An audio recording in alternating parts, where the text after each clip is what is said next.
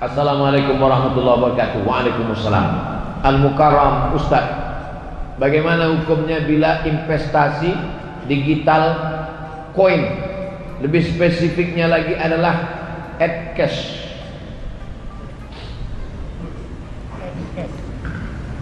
Dulu awal-awalnya jual belinya, bapak punya padi, saya punya ikan. Ikannya ditukar dengan padi. Kamu mau ikan ini tukar dengan padi? Mau.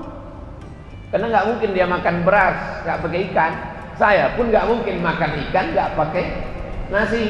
Maka kita tukarlah. Ikan saya bagi 2, beras kamu bagi. Akhirnya setuju. Maka jual beli ini disebut dengan barter, bukan barcode. Ini yang paling tua namanya barter. Kemudian maju lagi dari Yunani. Dari Yunani ada logam yang dicetak bulat-bulat, namanya dinar. Orang Yunani menyebutnya dinar. Sampai ke kota Makkah, sampai ke kota Madinah, dia disebut sebagai dinar. Tidak lagi pakai barter.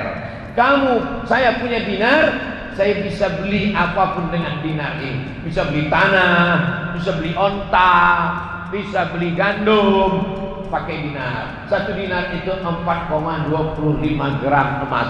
Meningkat dari barter menjadi dinar dan dirham. Meningkat yang ketiga. Yang ketiga, tidak lagi pakai dinar. Dinar tidak bisa lagi dibawa.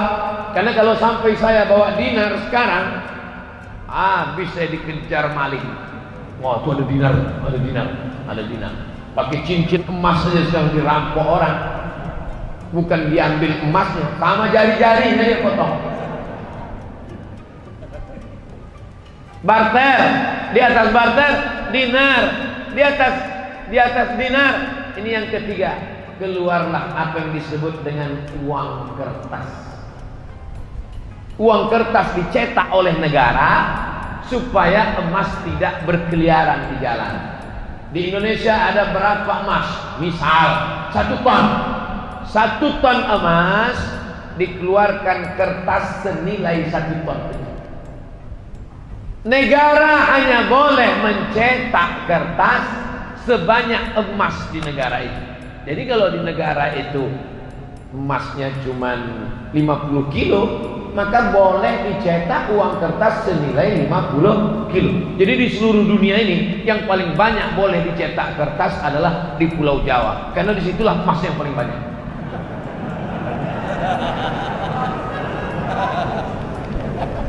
Lalu kemudian Amerika mencetak kertas lebih banyak dari emas yang ada di negara. Ini yang pertama kali melanggar di dunia ini, Amerika. Dia cetak kertas, ternyata nilai emasnya tidak sebanyak itu. Di Amerika itu emas tidak terlalu banyak. Kenapa sekarang emas paling banyak di Amerika? Bukan dari tanah Amerika. Emas itu dibawa dari Papua, karena dia punya perusahaan di Papua. Dia sedot emas dia bawa. Lalu kemudian Amerika melanggar itu. Dia cetak kertas banyak-banyak, emasnya tidak sesuai dengan itu. Tapi karena dia punya kekuasaan, dia menguasai dunia, akhirnya boleh negara mencetak uang kertas walaupun tidak senilai dengan emas yang ada di situ. Sudah 3. Barter, dirham, dinar, kertas. Sekarang puncaknya yang keempat. Ini yang disebut dengan duit digital. Digital money. Produknya banyak, macam-macam. Sama dengan uang kertas. Namanya uang kertas, tapi ada rial, ada ringgit, ada rupiah. Nah, sekarang yang keempat ini digital money, money crypto. Jadi macam-macam dia. Duitnya nggak ada. Kalau kertas tadi masih ada kertasnya. Ini kertas. Yang ini digital money. Uangnya tuh di alam goib. Nggak ada. Tapi dia punya. Adanya cuma di handphone, cuma di laptop, disimpan di suatu tempat. Maka kesepakatan pertemuan ulama di Universitas Darussalam Gontor Ponorogo Ketemulah di situ pakar-pakar ekonomi Islam. Kesepakatannya dua. Yang pertama, sebagai alat tukar bisa. Sebagai alat tukar. Misalnya saya mau jual mobil saya, datang jamaah dari Masjid Jami Al Mukarramah. Ustaz Somad, ya, saya mau beli mobil Ustaz. Mana uangnya? Uangnya di alam gaib Ustaz. Saya pakai uang digital sebagai alat tukar. Kalau saya mau, boleh. Saya terima uang digital kamu, ini kirim ke sini, saya simpan di akun ini, boleh sebagai alat tukar. Tapi sebagai alat investasi sebaiknya tidak. Kenapa sebaiknya tidak? Karena nilainya tidak stabil. Uang kertas saja pun nilainya tidak stabil. Uang kertas mengalami resesi. Uang kertas mengalami apa yang disebut dengan nilainya tak sama, jatuh. Harga kambing zaman Nabi dengan zaman sekarang pakai uang dinar sama. Karena emas itu stabil. Makanya orang sekarang berbondong-bondong menyimpan emas. Emas tetap naik.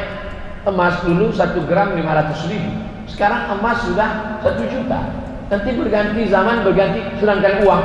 Makanya kalau ada orang pinjam uang, saya pinjam uang kamu 100.000 tahun 2020, dibayar tahun 2030 dengan 100.000, mau apa enggak? Saya enggak mau, karena dalam 10 tahun itu terjadi inflasi, nilai uang itu jatuh. Tapi kalau emas tidak jatuh, emas stabil.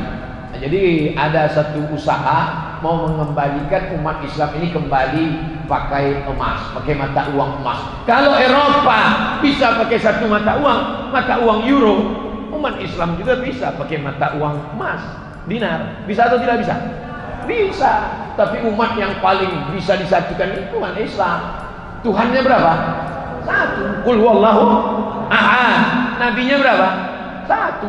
Asyhadu anna Muhammadan Rasulullah. Kiblatnya berapa?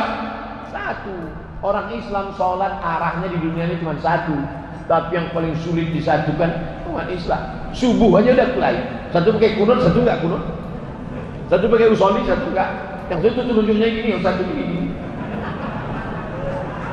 Betul? Nah, makanya kita jaga persatuan. Masalah sepele-sepele ini jangan sampai merusak persatuan. Kesimpulannya, money crypto, uang digital sebagai alat tukar oke, tapi sebagai investasi. Kalau beberapa pemain money crypto kehilangan uang. Bapak Ibu ikut tak berita? Sikulan artis terkenal kehilangan uang digital karena kehilangan karena sebagai alat investasi. Nah, itu. Paham?